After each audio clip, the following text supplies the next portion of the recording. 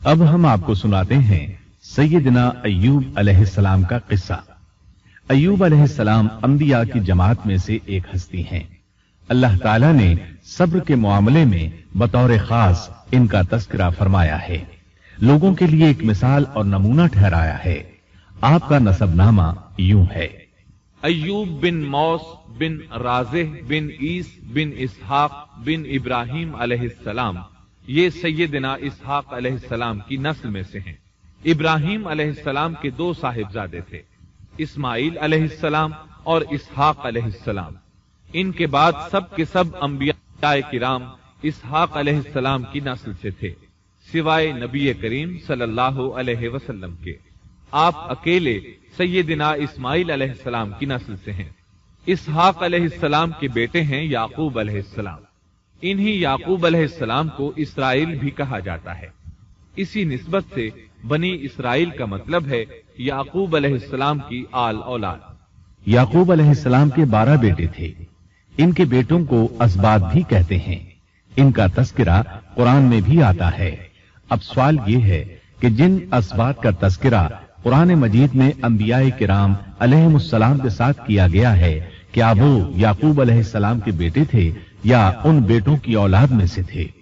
अक्सर उलमाए किराम ने ये इशारा दिया है कि असबात लफ्ज से जिन अंबियाए किराम अलैहिमुस्सलाम की तरफ इशारा किया गया है वो याकूब अलैहिस्सलाम के बेटे नहीं हैं, इसलिए कि उन्होंने तो यूसुफ अलैहिस्सलाम के कत्ल की कोशिश की थी, अपने वालिद से झूठ बोला था, ऐसे और भी गलत काम किए थे, तो इन हरकत के करने वाले अंबिया नहीं हो सकते। जबकि असबात से मुराद वो अंबियाए किराम होंगे जो इन बेटों की नस्ल से आए होंगे। बनी इसराइल के 12 कबीले थे और कबीले को सिब्त भी कहते हैं, इसलिए इन्हें असबात भी कहा जाता है, यानी बनी इसराइल इन कबीलों में तकसीम हो गए। इसी तरह सैयदना अय्यूब अलैहिस्सलाम सैयदना इसहाक अलैहिस्सलाम की औलाद में से हुए। सूरह अनाम आयत 84 में अल्लाह फरमाते हैं, और उसकी औलाद में से दाऊद और सुलेमान और अय्यूब और यूसुफ और मूसा और हारून। तो ये सब के सब सैयदना इब्राहिम अलैहिस्सलाम की नस्ल से थे। अय्यूब अलैहिस्सलाम भी अल्लाह ताला के नबी और रसूल थे। सूरत उन-निसा आयत 163 में अल्लाह ताला फरमाते हैं, यकीनन हमने आपकी तरफ उसी तरह वही की है जैसा कि नूह और उनके बाद वाले नबियों की तरफ की, और हमने वही की इब्राहिम और इस्माइल और इसहाक और याकूब और उनकी औलादों पर, और ईसा और अय्यूब और यूनुस और हारून और सुलेमान की तरफ, और हमने दाऊद को जबूर अता फरमाई। अल्लाह ताला ने इन सब अंबियाए किराम अलैहिमुस्सलाम की तरफ वही फरमाई, और अय्यूब अलैहिस्सलाम भी इन रसूलों में से एक हैं। अल्लाह ताला ने आपको आपकी कौम सूरान की तरफ मबूस फरमाया। ये कौम मुल्क शाम में रिहाइश पजीर थी। आप बहुत ज्यादा मालदार थे। अल्लाह ताला ने आपको बहुत ज्यादा नेमतों से नवाजा था। आपके पास बेशुमार मवेशी थे, लातादाद नौकर चाकर थे। अल्लाह ने आपको बहुत सी ज़राई जमीन भी अता फरमाई थी।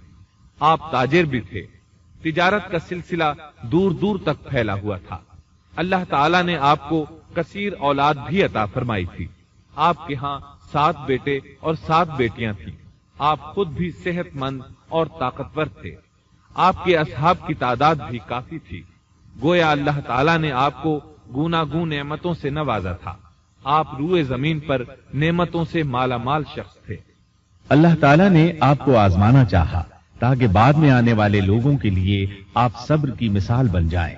आखिर सब्र का मरहला शुरू हो गया।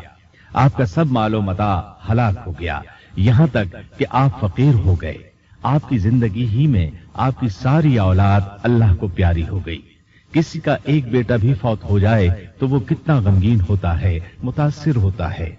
सैयदना याकूब अलैहिस्सलाम पर गम किस तरह तारी हुआ, यहां तक कि आपकी आंखों की बीनाई तक जाती रही। मारे गम के वो घुल गए थे, जबकि उनका कोई बेटा फौत नहीं हुआ था, और इधर 7 बेटे और 7 बेटियां फौत हो गए। यही नहीं, तमाम माल मवेशी हलाक हो गए।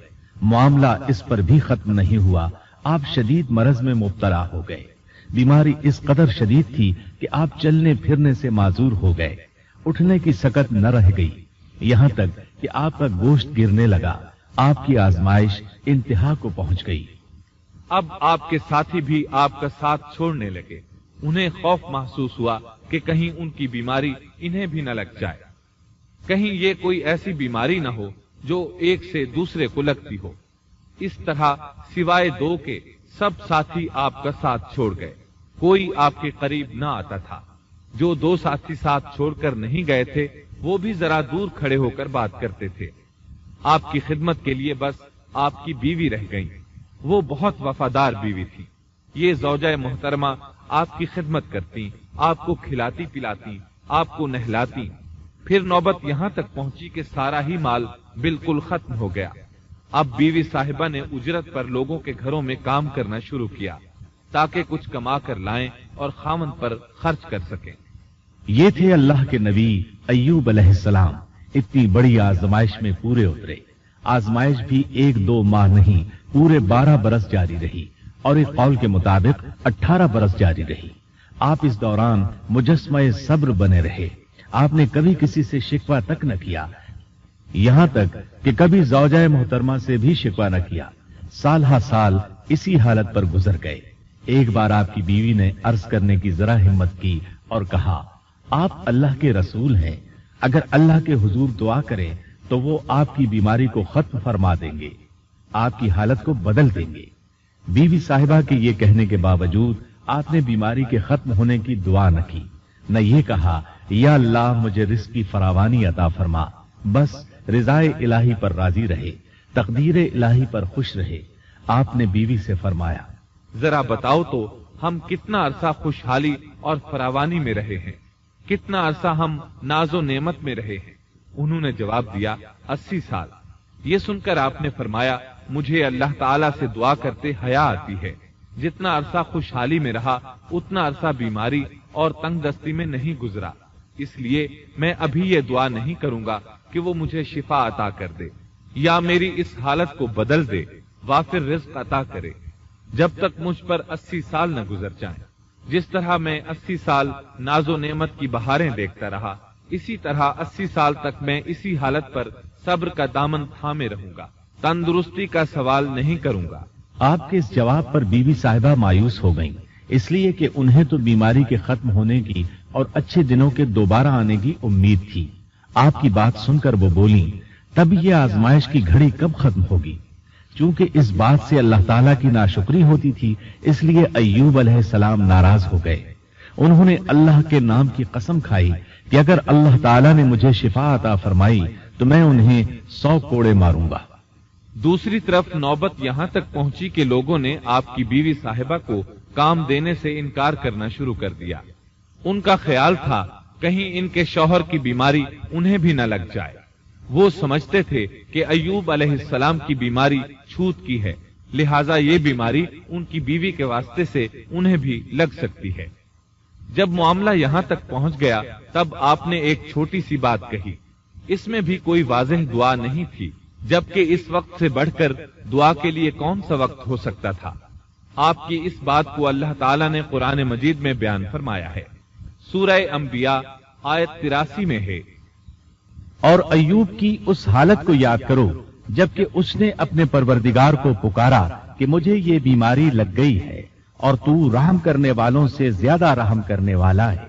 مجھے آزمائش نے آ لیا ہے اور تو ارحم الراحمین ہے۔ مطلب یہ کہ آپ نے واضح الفاظ میں دعا نہیں فرمائی، یہ نہیں فرمایا الہی مجھے تندرستی عطا فرما، الہی مجھے رزق عطا فرما اور میری حالت ایسی ایسی ہو گئی ہے، تو رحیم و کریم ہے، بلکہ یوں کہا وَأَنْتَ أَرْحَمُ الرَّاحِمِينَ، عرض کیا میری نسبت میری حالت کو تو ہی بہتر جاننے والا ہے۔ اللہ تعالیٰ نے دوسری آیت میں آپ کی حالت کو اس طرح بیان کیا ہے۔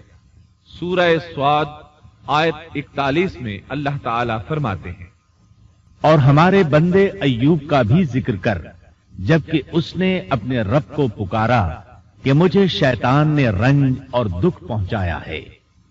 گویا آپ نے اس بیماری اور مصیبت کو اللہ تعالیٰ کی طرف منسوب نہیں فرمایا، بلکہ اللہ تعالیٰ کو اس سے مبرہ و پاک ٹھہرایا اور اسے شیطان کی طرف منسوب کیا۔ یوں نہیں کہا اللہ تو نے مجھے مصیبت میں ڈال دیا، بلکہ اس کو غیر اللہ یعنی شیطان کی جانب منسوب کیا۔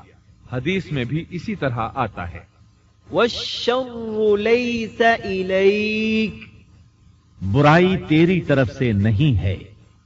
آپ نے اپنی حالت کو بھی ایسے ہی پیش کیا اور یوں عرض کیا، اللہ تعالیٰ نے آپ کی التجا کو اسی لمحے شرف قبولیت سے نوازا۔ کتنے ہی موقع ایسے آئے تھے کہ اس سے قبل بھی آپ دعا کر سکتے تھے اور وہ قبول ہو جاتی، لیکن آپ نے صبر کا دامن تھامے رکھا۔ اسی لیے مدتوں سے ضرب المثل چلی آ رہی ہے صبر ایوب۔ جب آپ نے اپنے پروردگار سے اس انداز میں دعا مانگی تو اللہ تعالیٰ نے ان سے آزمائش ختم کر دی۔ اللہ تعالیٰ سورہ صاد آیت 42 میں فرماتے ہیں، اپنا پاؤں مارو، یہ نہانے اور پینے کے لیے ٹھنڈا پانی ہے۔ جب انہوں نے پاؤں زمین پر مارا تو پانی کا چشمہ جاری ہو گیا۔ علماء کرام کہتے ہیں جب انہوں نے اس پانی سے غسل کیا تو جسم کے بیرونی حصے سے بیماری ختم ہو گئی، اور جو ہی پانی پیا جسم کے اندرونی حصے کی بیماری ختم ہو گئی، اور یہ اللہ عز و جل کا عظیم احسان ہے۔ پھر سے بالکل تندرست بن گئے، ان کی صحت و توانائی لوٹ آئی، ایسے صحت مند ہو گئے جیسے پہلے کبھی ہوا کرتے تھے۔ ان کی زوجہ محترمہ باہر سے گھر آئیں تو بالکل نہ پہچان سکی، ان سے پوچھنے لگیں، کیا آپ نے اللہ کے نبی میرے خاوند یعنی مرض میں مبتلا شخص کو دیکھا ہے؟ اللہ کی قسم، جب میرے خاوند صحت مند تھے تو بالکل آپ جیسے تھے، میں نے آپ سے بڑھ کر ان سے ملتا جلتا آدمی آج تک نہیں دیکھا۔ اس پر ایوب علیہ السلام بولے، کیا تم نے مجھے پہچانا نہیں؟ انہوں نے حیران ہو کر پوچھا، آپ کون ہیں؟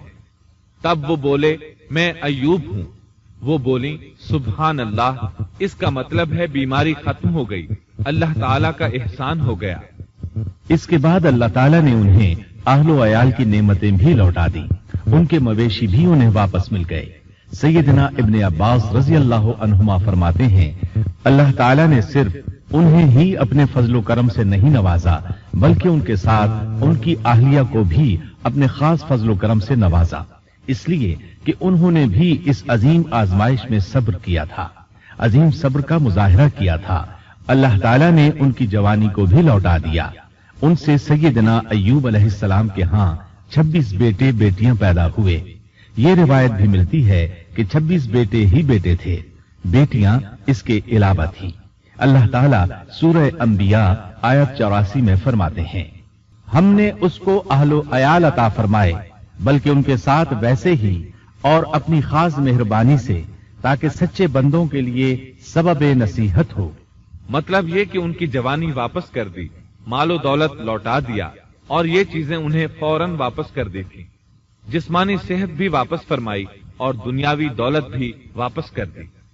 امام بخاری، امام احمد اور دیگر محدثین نبی کریم صلی اللہ علیہ وسلم سے روایت بیان کرتے ہیں کہ نبی کریم صلی اللہ علیہ وسلم نے فرمایا، جب سیدنا ایوب علیہ السلام غسل فرما رہے تھے تو ان پر ٹڈیوں کی موسلا دھار بارش ہونے لگی۔ یہ ٹڈیاں کیا تھیں؟ وہ سونے کی ٹڈیاں تھیں۔ اللہ تعالیٰ ان کو غسل کے دوران ہی اتارنے لگے۔ ایوب علیہ السلام نے ان کو کپڑے میں جمع کرنا شروع کیا۔ اس پر اللہ تعالیٰ نے فرمایا، اے ایوب، کیا میں نے تجھے مالدار نہیں بنا دیا؟ اس نئے نازل ہونے والے مال سے بے پرواہ نہیں بنا دیا؟ ایوب علیہ السلام نے عرض کیا، جی ہاں میرے پروردگار، لیکن میں آپ کی رحمت اور برکت سے تو بے پرواہ نہیں ہو سکتا۔ بلا یا رب ولكن لا غنى لي عن برکتک، ہاں اے رب، لیکن میں تیری برکت سے دور کیسے رہ سکتا ہوں؟ ان کا مال و دولت سب واپس مل گیا، اہل و عیال بھی مل گئے، صحت بھی پلٹ آئی۔ یہ سب اللہ کے خاص فضل و کرم سے تھا اور اس عظیم صبر کے صلے میں تھا جو انہوں نے کیا تھا۔ اللہ تعالیٰ نے ان کی اہلیہ محترمہ پر بھی نرمی فرمائی، جیسا کہ سورہ صاد آیت 44 میں فرماتے ہیں، اور اپنے ہاتھ میں تنکوں کی ایک جھاڑو پکڑو۔ بالکل باریک تنکوں کی ایک جھاڑو لو، اس میں 100 تنکے ہوں، ان کو اکٹھا کر لو۔ اس کے بعد فرمایا، جھاڑو سے اسے مار اور قسم کے خلاف نہ کر۔ مطلب یہ کہ ایوب علیہ السلام نے اپنی بیوی کو 100 کوڑے مارنے کی قسم کھائی تھی۔ اللہ نے یہ تدبیر سمجھائی کہ 100 تنکوں کا جھاڑو لے کر ایک بار انہیں مارو اور قسم پوری کرو، قسم کی خلاف ورزی نہ کرو، اس طرح آپ کی قسم بھی پوری ہو جائے گی اور بیوی کو بھی تکلیف نہیں پہنچے گی۔ تو اس طرح اللہ تعالیٰ نے ان کی زوجہ محترمہ پر خاص مہربانی فرمائی۔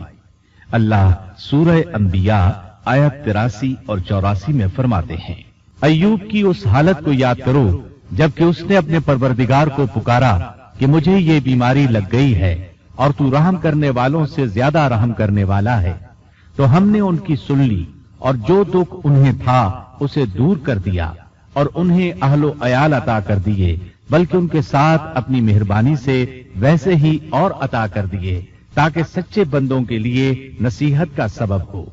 اسی طرح اللہ تعالی سورہ صاد آیت 41 تا 44 میں فرماتے ہیں، اور ہمارے بندے ایوب کا بھی ذکر کیجئے جب انہوں نے اپنے رب کو پکارا کہ مجھے شیطان نے رنج اور دکھ پہنچایا ہے، اپنا پاؤں مارو، یہ پینے اور نہانے کے لیے ٹھنڈا پانی ہے، اور ہم نے انہیں ان کا پورا کنبہ عطا فرمایا، بلکہ اس کے ساتھ اپنی خاص رحمت سے اور عقل مندوں کی نصیحت کے لیے اتنا ہی اور بھی عطا کر دیا، اور اپنے ہاتھ میں تنکوں کی ایک جھاڑو لے کر مار دیں اور قسم کے خلاف نہ کریں۔